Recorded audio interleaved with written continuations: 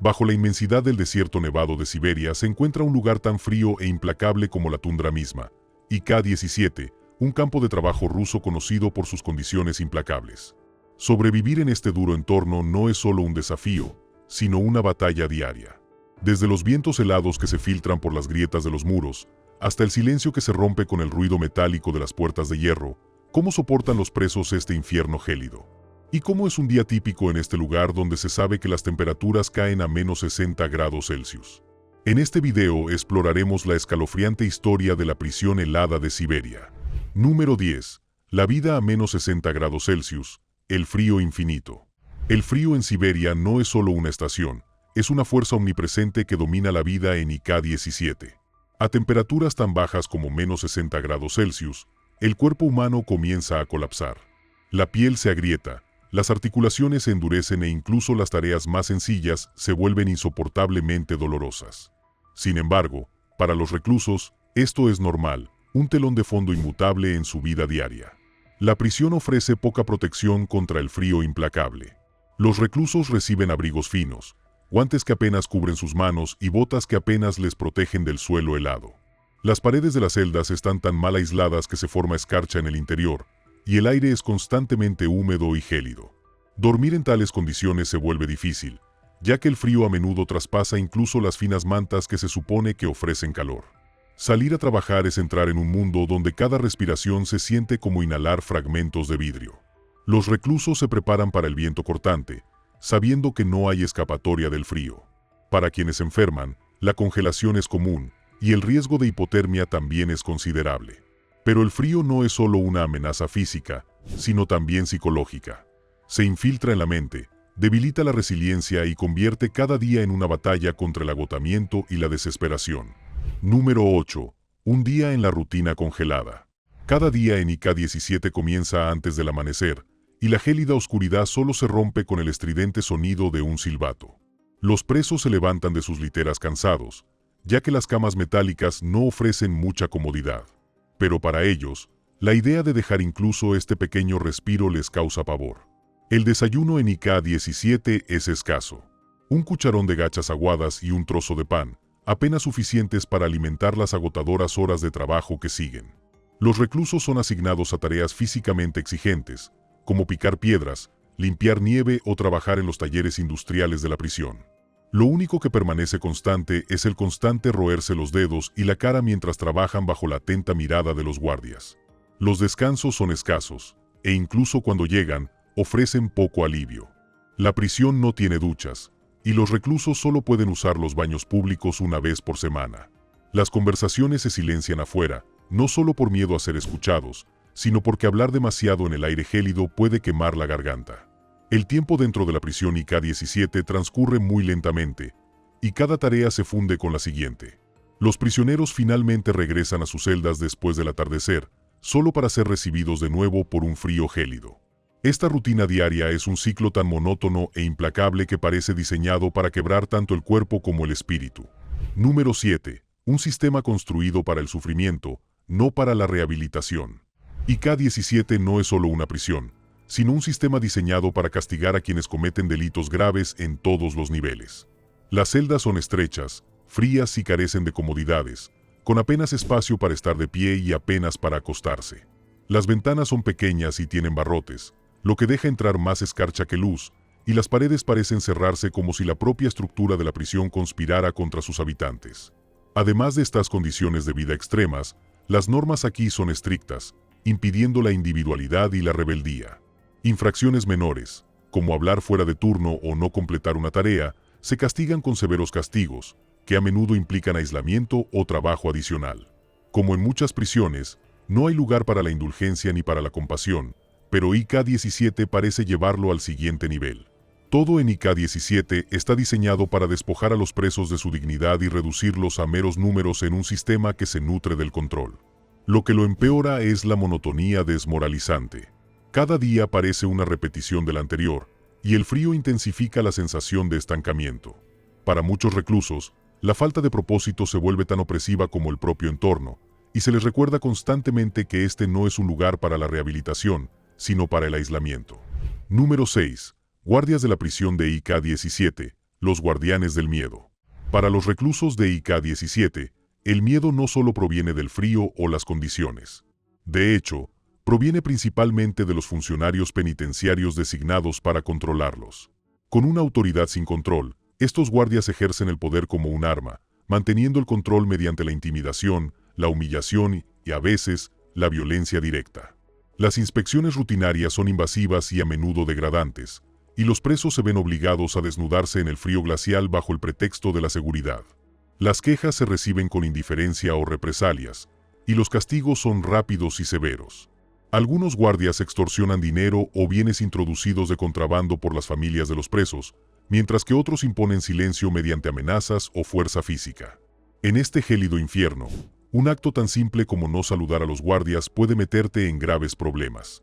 Una sola palabra fuera de lugar o incluso una mirada inapropiada pueden resultar en días de aislamiento o trabajo extra. Número 5. Invierno del alma. El impacto en la salud mental. La vida en IK-17 no es solo una batalla física contra el frío siberiano. También es un ataque implacable al espíritu humano. Los gélidos muros de la prisión confinan más que cuerpos. Atrapan las mentes en un ciclo interminable de monotonía, aislamiento y desesperación. Para muchos, la carga psicológica de esta existencia es un castigo que se siente peor que la pena de muerte. Una condena continua sin un final claro, donde cada día que pasa socava su identidad. El camino a la primaria, secundaria y bachillerato suele comenzar con un trauma.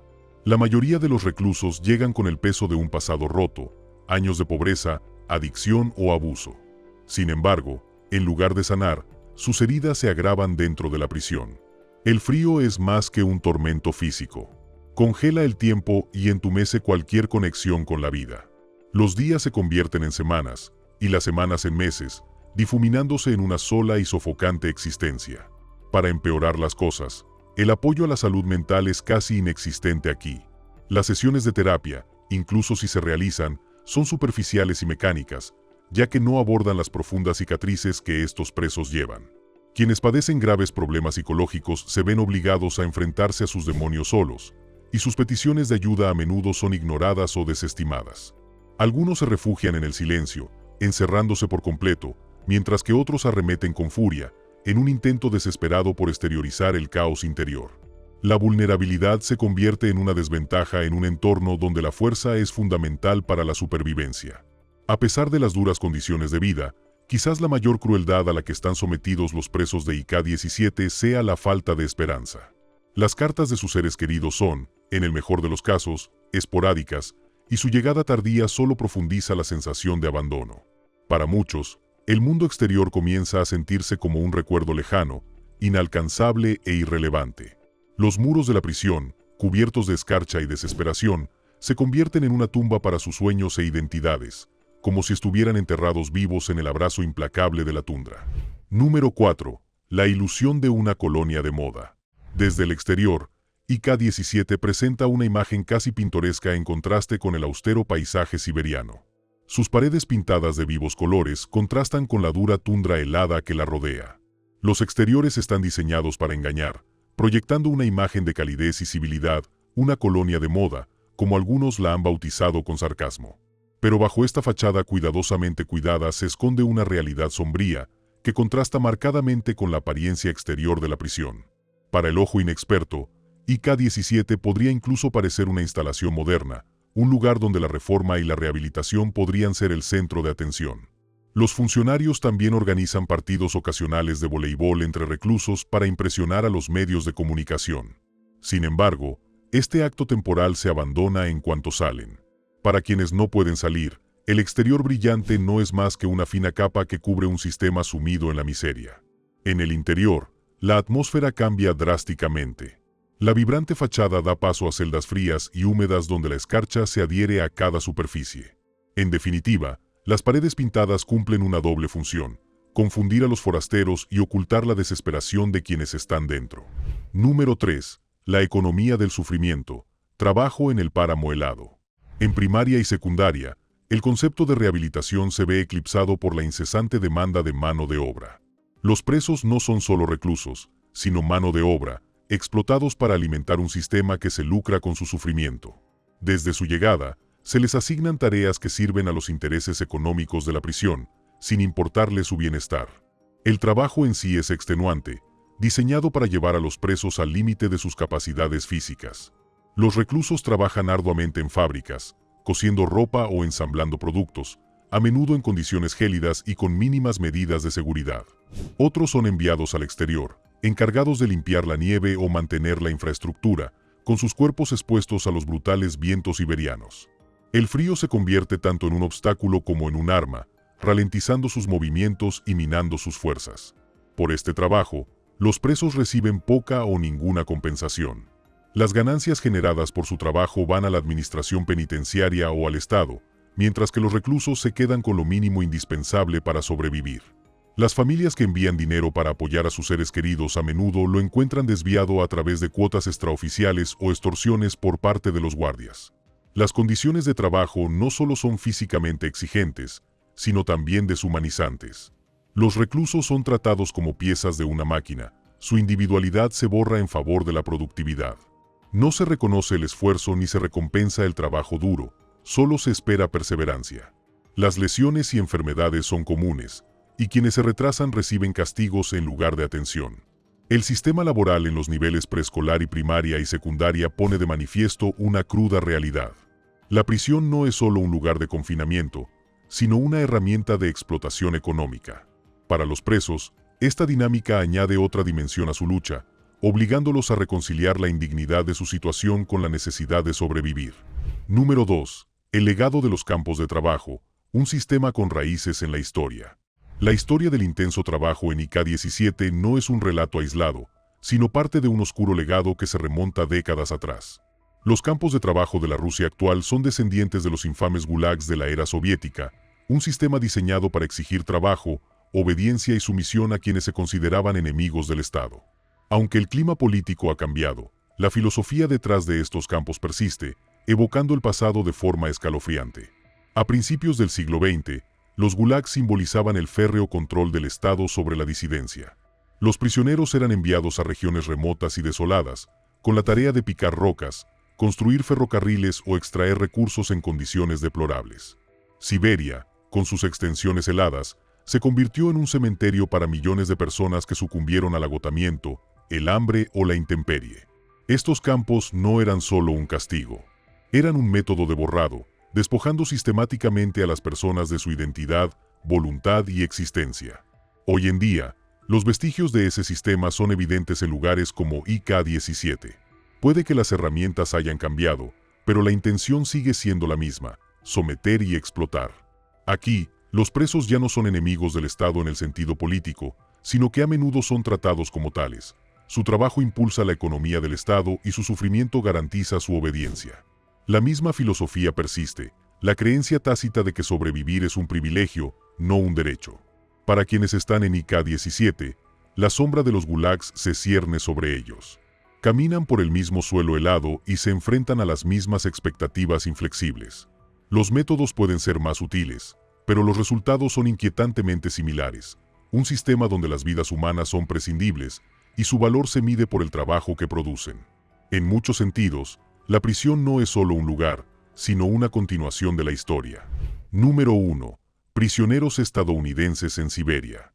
Para quienes tienen un pasaporte azul en la primaria, la lucha adquiere una dimensión adicional: navegar por las duras realidades de la prisión como extranjeros en una tierra extraña.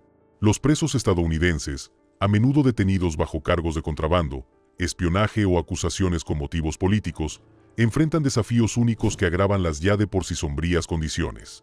Quizás el más destacado entre estos presos fue Paul Whelan, ciudadano estadounidense que fue arrestado injustamente en Rusia en diciembre de 2018 y recluido en IK-17.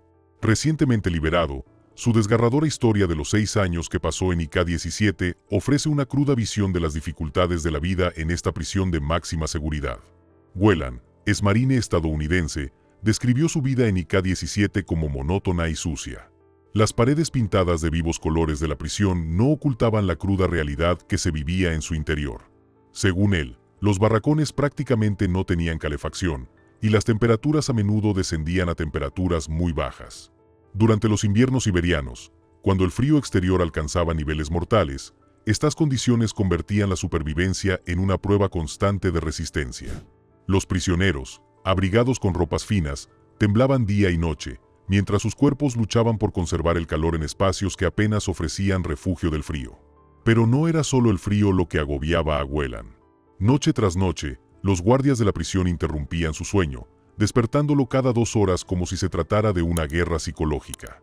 Esta privación deliberada del descanso, a pesar de sus quejas, continuaba sin cesar, agravando el desgaste físico de su entorno. Las interrupciones lo dejaban perpetuamente exhausto e incapaz de recuperarse por completo de las agotadoras jornadas.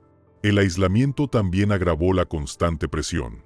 Durante los brotes de enfermedades, incluida la pandemia de COVID-19, las condiciones se volvieron aún más sofocantes.